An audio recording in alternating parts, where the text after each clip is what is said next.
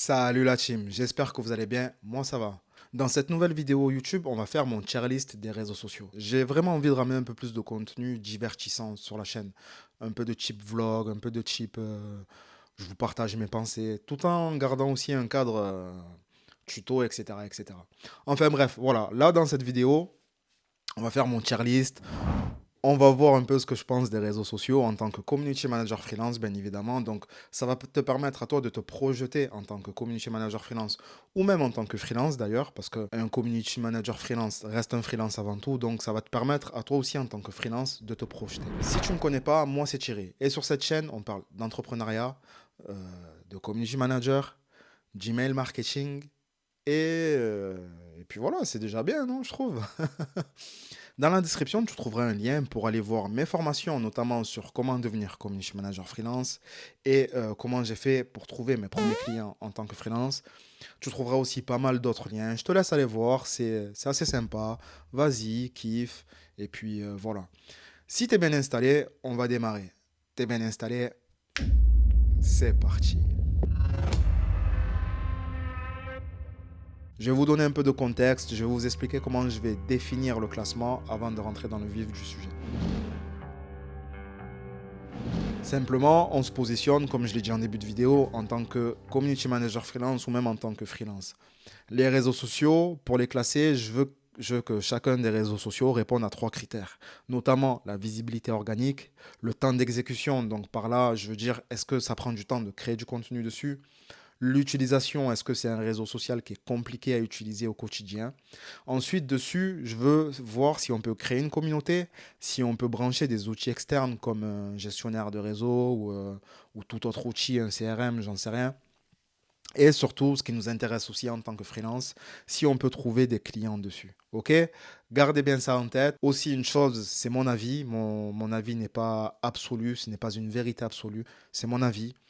Si mon classement ne te convient pas, n'hésite pas à me dire en commentaire comment toi tu aurais classé les réseaux sociaux et pourquoi. Je trouve que c'est intéressant d'avoir l'avis d'autres freelances, donc vraiment n'hésite pas à le faire. Allez, on attaque. Donc là, vous voyez l'ensemble des réseaux sociaux que je vais classer. Les réseaux, la plupart, vous les connaissez. Je ne veux pas les expliquer, je ne veux pas expliquer leur fonctionnement. J'ai envie que cette vidéo reste cool à consommer. Donc Snapchat. Snapchat, en tant que community manager freelance, pour moi, c'est pas intéressant. Dans le sens où pour trouver des clients, c'est pas fou, quoi. Alors ouais, pour créer une communauté, ça va être sympa dans le sens où tu vas mettre ta famille, tes amis, et puis ça s'arrête là. Par contre, maintenant, si tu ambitionnes de devenir influenceur, ouais, ça peut être intéressant d'être sur Snapchat. Mais en tant que freelance, surtout en tant que community manager freelance, c'est pas intéressant. Donc Snapchat, je le mets ici en nul. Alors TikTok, moi personnellement TikTok je m'en sers pas. Je me préserve de ces réseaux, de ce réseau-là parce que c'est un réseau social sur lequel on est passif. On consomme du contenu sans réellement choisir ce qu'on va regarder. Et on tombe vite dans une consommation qui peut durer des heures. Je le sais parce que je le vois sur les réels d'Instagram, des fois je me fais prendre. TikTok ça peut être intéressant pour un community manager freelance qui maîtrise extrêmement bien la vidéo, surtout la vidéo, le contenu court. Donc, pour créer une communauté, pour pouvoir parler avec sa communauté, j'ai vu il y avait un système pour parler, une boîte de réception, etc. Mais je ne sais pas trop comment ça fonctionne. Je vais le mettre dans la catégorie bof, tout simplement parce que je ne sais pas trop comment ça fonctionne, mais je pense que TikTok a quand même encore un bel avenir pour trouver des clients, pour travailler peut-être uniquement que dessus. Je pense que ça peut être intéressant. Moi, je le mets là parce que je m'en sers pas et j'ai pas assez de recul pour donner un avis, même si là, je donne un avis parce que c'est ma chaîne, c'est mes vidéos et je fais ce que je veux. Voilà, je le mets ici. Maintenant, si vous n'êtes pas d'accord, n'hésitez pas à utiliser la section commentaires. Alors YouTube. Pour moi, YouTube, c'est un winner. Pour moi, je le mets là tout simplement parce que YouTube en tant que freelance, peu importe ce que tu fais, mais un freelance doit être sur YouTube. YouTube aujourd'hui, en termes de visibilité organique, ça prend du temps, ça prend parfois beaucoup de temps, mais une fois que ta vidéo démarre, tu es tranquille pendant des années. Et ça, pour moi, YouTube, alors c'est pas réellement un réseau social, c'est un réseau social mixé avec une sorte de moteur de recherche. Mais voilà, une fois que ton contenu a pris sur YouTube, tu es tranquille pendant des années. Et c'est la plus grosse force de YouTube. Aucun autre réseau social là dans la liste peut se targuer d'avoir cette même capacité de faire durer enfin bref, je me perds dans mon français, mais voilà, vous comprenez ce que je veux dire. Aucun réseau social n'a cette capacité qu'a YouTube pour faire durer ton contenu dans le temps. L'autre avantage que propose YouTube, c'est que on peut trouver des clients de manière directe ou indirecte.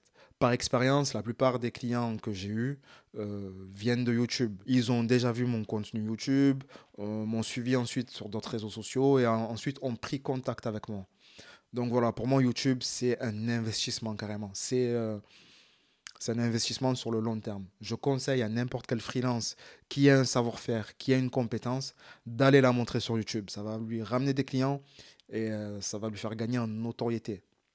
Donc pour moi, YouTube, c'est un winner. En plus de ça, bon, je ne le précise pas tout le temps, hein, je ne vais pas tout le temps le préciser pour chacun des réseaux, mais on peut brancher des outils externes. Je sais que si vous n'utilisez pas YouTube, les outils, ça ne vous parle pas, mais voilà, il y a TubeBuddy, il y a Vidéo IQ ou un truc comme ça. Donc voilà, on peut brancher pas mal d'outils externes. Ensuite, il y a Pinterest. Alors pour moi, Pinterest, je vais le placer en bof. Tout simplement parce que je l'utilise de manière personnelle. Je vais trouver de l'inspiration dessus, plutôt au niveau design d'intérieur, vêtements, etc.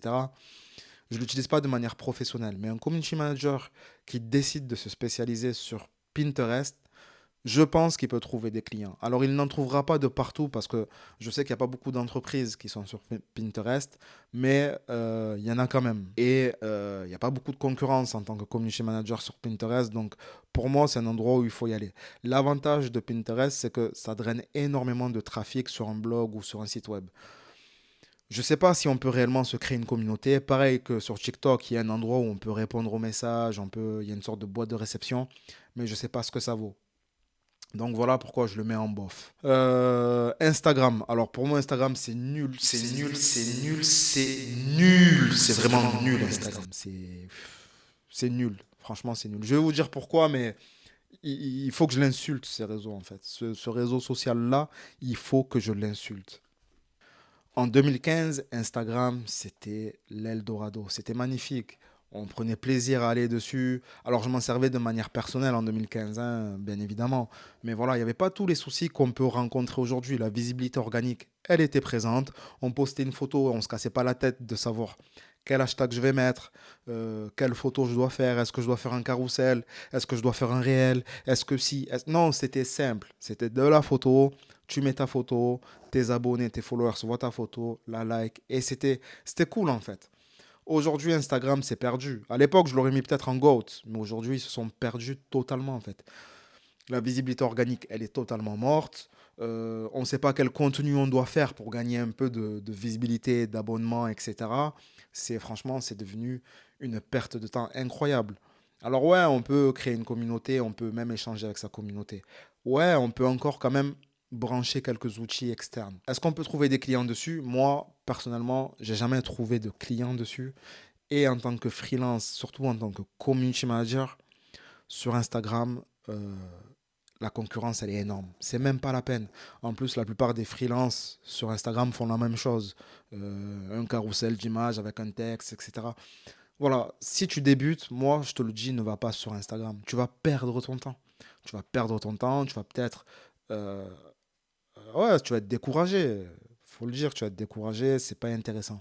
Maintenant, si tu as un autre réseau à côté où tu es un peu plus actif et tu veux faire venir du monde sur Instagram, là, ouais, pourquoi pas.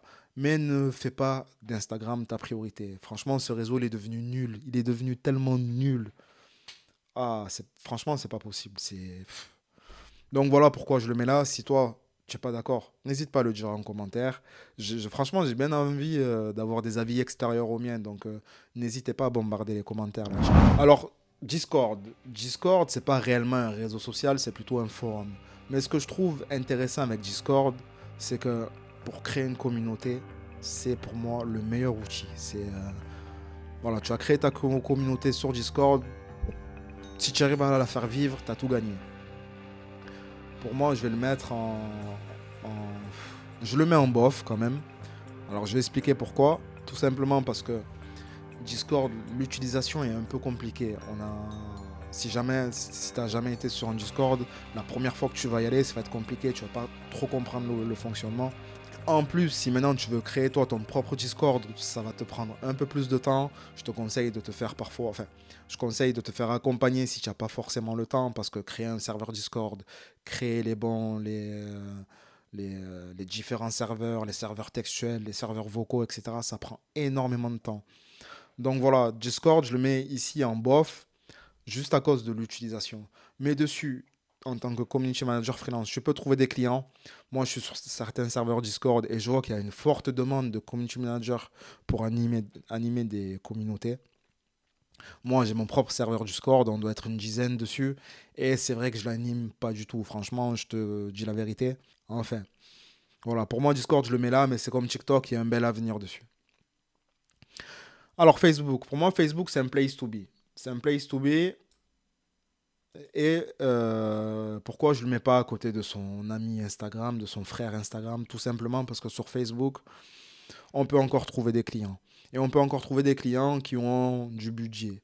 Et que tu sois artisan, freelance ou peu importe, sur Facebook, c'est l'endroit où tu peux encore trouver, j'allais dire, pas mal de clients. Oui et non. Tu peux trouver des clients, tu peux créer une communauté, tu peux brancher des outils externes. La visibilité organique, elle est morte, tout comme sur Instagram. À moins que tu aies ton propre groupe, dis-toi, et encore, même dans ton propre groupe, je suis sûr que c'est pas tout le monde qui voit tes publications. Mais tu peux quand même trouver des clients et ça reste quand même intéressant. Tout le monde est sur Facebook, donc ton client, le client que tu recherches, il y a pratiquement 90% de chances, je ne veux pas dire 100%, mais voilà, il y a de fortes chances qu'il soit sur Facebook. Donc pour moi, Facebook, en tant que freelance, en tant que community manager freelance, c'est un place to be. Mais c'est une usine à gaz aussi. Alors c'est moins une usine à gaz qu'Instagram, mais voilà, quand tu commences à gérer un groupe, tu as pas mal d'outils, ou même une page, tu as pas mal d'outils à disposition, c'est une usine à gaz. Ensuite, LinkedIn. Pour moi, LinkedIn, je le mets ici à côté de YouTube. Pourquoi je ne le mets pas en GOAT? Tout simplement parce que vous allez très vite comprendre ce que je vais vous dire. Sur LinkedIn, il y a cette ambiance anxiogène, dans le sens où quand on va dessus, euh, tout ce que les gens racontent dessus, c'est tellement lisse, c'est tellement propre, c'est tellement hollywoodien que ça en devient anxiogène en fait. Moi, je suis pour la réussite. Je suis pour la réussite des gens. Quelque part, c'est motivant de voir des autres réussir. On a nous aussi envie de réussir. Mais c'est tellement anxiogène. Enfin, vous comprenez, pour les gens qui sont sur LinkedIn, vous comprenez totalement ce que je veux dire. Maintenant, dessus, on peut se créer une communauté, on peut brancher des outils externes, on peut trouver des clients. Pour trouver des clients, LinkedIn, c'est l'endroit idéal, j'ai envie de dire. Et des clients qui ont du budget. Donc, voilà, LinkedIn, ça reste quand même l'endroit idéal. C'est pour ça que je l'ai mis en tant que winner. Et enfin, on va parler de Twitter. Alors pour moi, Twitter, je le mets ici, en GOAT. Last thing. Le réseau social. Aujourd'hui, au moment où je fais cette vidéo, ça peut changer dans le temps. Mais voilà, pour moi, Twitter, c'est un peu comme LinkedIn, moins cette ambiance anxiogène. Tout simplement parce qu'on est limité en termes de caractère. On ne peut pas non plus raconter notre vie, il faut aller à l'essentiel. Alors attention, il y a aussi cette ambiance anxiogène sur Twitter, mais tu paramètres bien ton compte. Et voilà, les personnes qui sont là et euh, qui